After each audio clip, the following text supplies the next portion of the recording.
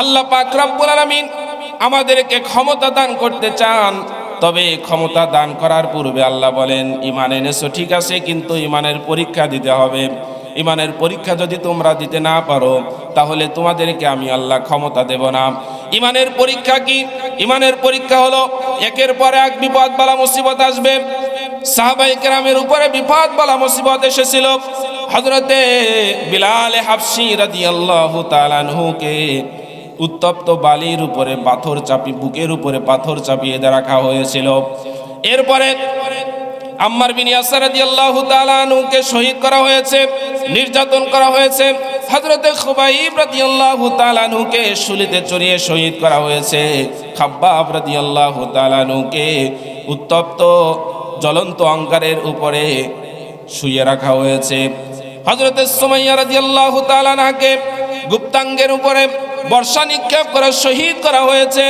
এভাবে করে সাহাবায়ে কেরাম রিদওয়ানুল্লাহি আলাইহিম আজমাইন একের পর এক নির্যাতনের শিকার হয়েছেন। সাহাবায়ে কেরাম রিদওয়ানুল্লাহি আলাইহিম আজমাইন পরীক্ষার সম্মুখীন হয়েছিলেন। পরীক্ষায় উত্তীর্ণ হওয়ার কারণে আল্লাহ পাক রব্বুল আলামিন তাদেরকে খিলাফতের দায়িত্ব 4 জন খলিফার কাছে দিয়েছিলেন। জোরে বলেন সুবহানাল্লাহ। যারা কোরআন থেকে কথা বলার সময় কথাগুলোকে গোপন করে, চোরের আলোচনা করতে গেলে চোরের গায়ে লাগবে, সুদের আলোচনা করতে গেলে সুদখোরের গায়ে লাগবে, ঘুষের আলোচনা করলে ঘুষখোরের মন খারাপ হবে, দুর্নীতির আলোচনা করলে দুর্নীতিবাজ নারাজ হবে। এই চিন্তা ভাবনা করে কোনো বক্তা যদি কোনো আয়াতকে বাদ দিয়ে চলে যায়, কোরআনের কথাকে যদি গোপন করে, তাহলে সে জালেম আল্লাহর ভাষায়, এবং এলেমকে গোপন করলো। আল্লাহ পাক রব্বুল আলামিন এজন্য বলেন কিতাবুন উনজিলা ইলাইকা ফালা ইয়াকুন ফি সাদরিকা হারাজুম মিনহু লিতুনজিরা বিহি ওয়া যিকরা লিল মুমিনিন। জোরে বলেন আল্লাহু আকবার। আরো জোরে বলেন আল্লাহু আকবার। আল্লাহ বলেন কিতাবুন উনজিলা ইলাইকা, রাসূল আপনার উপরে যে কিতাব নাজিল করে দিয়েছি, এই কিতাব থেকে যখন আপনি কথা বলবেন, ফালা ইয়াকুন ফি সাদরিকা, অন্তরের মধ্যে কোনো দ্বিধাদ্বন্দ্ব, কোনো সংশয় রাখা যাবে না। কোরআনের কথা বলতে গিয়ে কারো পক্ষে যাবে, কারো বিপক্ষে যাবে, কারো গায়ে লাগবে, কেউ খুশি হবে, কেউ বেজার হবে। এই জন্য কোন কথা বলবেন আর কোন কথা বলবেন না আপনার বিবেচনায় রাখা যাবে না, বরং কোরআনের কথা সামনে আসার সঙ্গে সঙ্গে আপনি তা প্রচার করে দেবেন। ইয়া আইয়ুহার রাসূলু বাল্লিগ মা উনজিলা ইলাইকা মির রাব্বিক, রাসূল আপনার উপরে যা নাজিল করা হয়েছে, আপনার উপরে যা নাজিল হয়েছে তা আপনি প্রচার করুন। কোরআনের কথা প্রচার করতে গিয়ে কেউ কেউ বাধা দেবে। রাসূলুল্লাহ সাল্লাল্লাহু আলাইহি ওয়াসাল্লাম যখন কোরআনের দাওয়াত দিতেন, তখন কিছু মানুষ শীষ বাজাতো, চেঁচামেচি করত। এমনকি আল্লাহর নবীর উপরে একাধিকবার আক্রমণ করা হয়েছে, কোরআনের কথা বলতে বাধা দেওয়া হয়েছে। আল্লাহ পাক রব্বুল আলামিন বলেন আপনি আপনার দায়িত্ব পালন করতে গিয়ে যদি বাধার সম্মুখীন হন, যারা বাধা দেবে, আল্লাহ বলেন ওয়াল্লাহু ইয়াসিমুকা মিনান নাস, তাদের সাইজ করার দায়িত্ব আমি আল্লাহর। আমি আল্লাহ পাক রব্বুল আলামিন তাদের নিজ হাতে সাইজ করব। জোরে বলেন সুবহানাল্লাহ। আল্লাহ পাক সাইজ করেননি, সাইজ করেছেন। যারা আলেমদের সঙ্গে বেয়াদবি করেছিল, আল্লাহ বলেন কোরআনের কথায় যারা বাধা দেবে, যারা আলেম উলামাদের কণ্ঠকে রোধ করার চেষ্টা করবে, আল্লাহ বলেন তাদের সাইজ করার দায়িত্ব আমি আল্লাহর।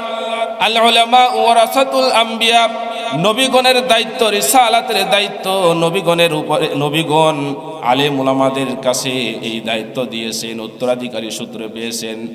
উলামায়ে কেরাম দাওয়াত পৌঁছাতে গিয়ে যদি বাধার সম্মুখীন হন, যারা বাধা দেবে, আল্লাহ পাক রব্বুল আলামিন সেই সমস্ত জালিমদেরকে সাইজ করবেন। আল্লাহ বলেন যারা জালিমরা হলো আল্লাহর মামলার আসামি, দুনিয়াতে আল্লাহ পাক রব্বুল আলামিন তাদেরকে পাকড়াও করেন, আর পরকালে তাদের জন্য লাঞ্ছনার জীবন রয়েছে। আল্লাহ পাক রব্বুল আলামিন বলেন, ইন্নামাস সাবিলু আলাল্লাযীনা ইয়াযলিমুনান নাসা ওয়া ইয়াবগুনা ফিল আরদি বিগাইরিল হক।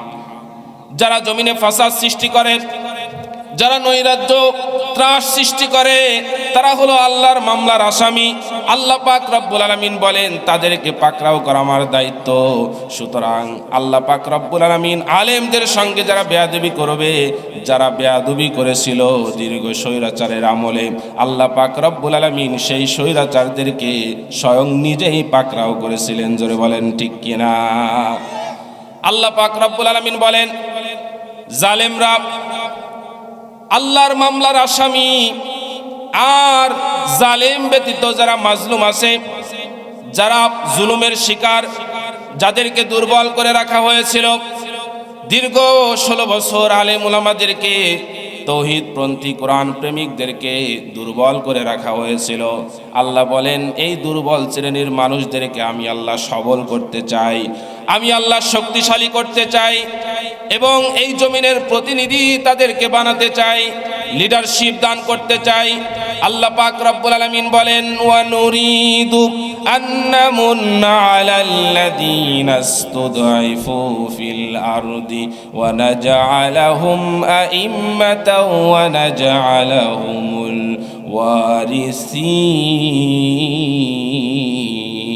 ওয়ারিসিন। জোরে বলেন আল্লাহু আকবার। আল্লাহ পাক রব্বুল আলামিন বলেন, ওয়া নুরিদু আন নামুন্না আলাল্লাযীনা ইসতুদঈফু ফিল আরদ, যাদেরকে দুর্বল করে রাখা হয়েছিল, আল্লাহ পাক রব্বুল আলামিন বলেন আমি আল্লাহ তাদেরকে অনুগ্রহ করতে চাই। তবে অনুগ্রহের 2টি শর্ত দিয়েছেন। তারা যদি 2টি শর্ত যদি পূরণ করতে পারে, তাহলে আমি আল্লাহ তাদেরকে ক্ষমতা দান করব, ওয়া নাজআলাহুমুল ওয়ারিসিন, কর্তৃত্ব দান করব, জমিনের মধ্যে ক্ষমতা দান করব। 1 নাম্বার শর্ত আল্লাহ পাক রব্বুল আলামিন দিয়েছেন, ইমানের দাবি পূরণ করতে হবে, ইমানের শর্ত পূরণ করতে হবে। ইমান এনেছেন এমনিতে আল্লাহ পাক ছেড়ে দিবেন তা কিন্তু নয়, আল্লাহ পাক অবশ্যই পরীক্ষা করবেন। আল্লাহ পাক রব্বুল আলামিন বলেন, আহাসিবান নাসু আইয়ুতরাকু আইয়াকুলু আমান্না ওয়া হুম লা ইফতানুন। জোরে বলেন আল্লাহু আকবার। যেভাবে আপনারা তাকবীর দিচ্ছেন, মনে হচ্ছে কারো উপরে ফরজ, কারো উপরে নফল, কারো উপরে সুন্নতে গায়রে মুআক্কাদা। আল্লাহু আকবারের আওয়াজ আমাদের এই জবান থেকে একটি মাত্র স্লোগান বের হবে, সেটা হলো আল্লাহু আকবারের স্লোগান। জোরে বলেন ঠিক কিনা? এই জবান থেকে কোনো স্লোগান বের হতে পারে না। মুসলমানের জবান থেকে একটি মাত্র স্লোগান বের হবে, সেটা হলো আল্লাহু আকবারের স্লোগান। আপনারা বলেন এটা কি রাজনৈতিক স্লোগান? সবাই বলতেছেন না। এটা কি রাজনৈতিক স্লোগান? এটা কি উস্কানিমূলক স্লোগান? এটা কি সন্ত্রাসী স্লোগান, জঙ্গিবাদের স্লোগান? এটা বদরের স্লোগান, এটা উহুদের স্লোগান, এটা কাফেরদের সামনে সাহাবায়ে কেরামের ঈমান দীপ্ত চেতনার স্লোগান। জোরে বলেন ঠিক কিনা? সুতরাং এমন জোরে তাকবীর দেবেন যাদের অন্তরের মধ্যে নিফাকি আছে, যারা চিন্তা ভাবনা করছে আবার এই বাংলার জমিনে ইসলামপন্থীদেরকে দমন করবে, আবার এই ইসলামপন্থীদেরকে জুলুম নির্যাতন করে দমিয়ে রাখবে। আল্লাহু আকবারের ধ্বনি এমন ভাবে দেবেন মুনাফিকের অন্তর যেন ফেটে যায়, পালানোর জন্য ইঁদুরের গর্ত যেন না খুঁজে পায়। জোরে বলেন ঠিক কিনা? এজন্য এমন জোরে তাকবীর দিবেন। আমি আবারও বলছি, সকলে আওয়াজ ছেড়ে আবার জোরে একবার তাকবীর হবে, লিল্লাহে তাকবীর, লিল্লাহে তাকবীর। সম্মানিত উপস্থিতি, বলছিলাম আল্লাহ পাক রব্বুল আলামিন আমাদেরকে ক্ষমতা দান করতে চান। তবে ক্ষমতা দান করার পূর্বে আল্লাহ বলেন ঈমান এনেছো ঠিক আছে, কিন্তু ঈমানের পরীক্ষা দিতে হবে। ঈমানের পরীক্ষা যদি তোমরা দিতে না পারো, তাহলে তোমাদেরকে আমি আল্লাহ ক্ষমতা দেব না। ঈমানের পরীক্ষা কি? ঈমানের পরীক্ষা হলো একের পর এক বিপদ বালা মুসিবত আসবে। সাহাবায়ে কেরামের উপরে বিপদ বালা মুসিবত এসেছিল। হযরতে বিলাল হাবশী রাদিয়াল্লাহু তাআলা আনহুকে উত্তপ্ত বালির উপরে পাথর চাপিয়ে, বুকের উপরে পাথর চাপিয়ে রাখা হয়েছিল। এরপরে আম্মার বিন ইয়াসির রাদিয়াল্লাহু তাআলা আনহুকে শহীদ করা হয়েছে, নির্যাতন করা হয়েছে। হযরতে খুবাইব রাদিয়াল্লাহু তাআলা আনহুকে শুলিতে চড়িয়ে শহীদ করা হয়েছে। খাব্বাব রাদিয়াল্লাহু তাআলা আনহুকে উত্তপ্ত জ্বলন্ত অঙ্গারের উপরে শুইয়ে রাখা হয়েছে। হযরতে সুমাইয়া রাদিয়াল্লাহু তাআলা আনহাকে গুপ্তাঙ্গের উপরে বর্ষা নিক্ষেপ করে শহীদ করা হয়েছে। এভাবে করে সাহাবায়ে কেরাম রিদওয়ানুল্লাহি আলাইহিম আজমাইন একের পর এক নির্যাতনের শিকার হয়েছেন। সাহাবায়ে কেরাম রিদওয়ানুল্লাহি আলাইহিম আজমাইন পরীক্ষার সম্মুখীন হয়েছিলেন। পরীক্ষায় উত্তীর্ণ হওয়ার কারণে আল্লাহ পাক রব্বুল আলামিন তাদেরকে খিলাফতের দায়িত্ব 4 জন খলিফার কাছে দিয়েছিলেন। জোরে বলেন সুবহানাল্লাহ।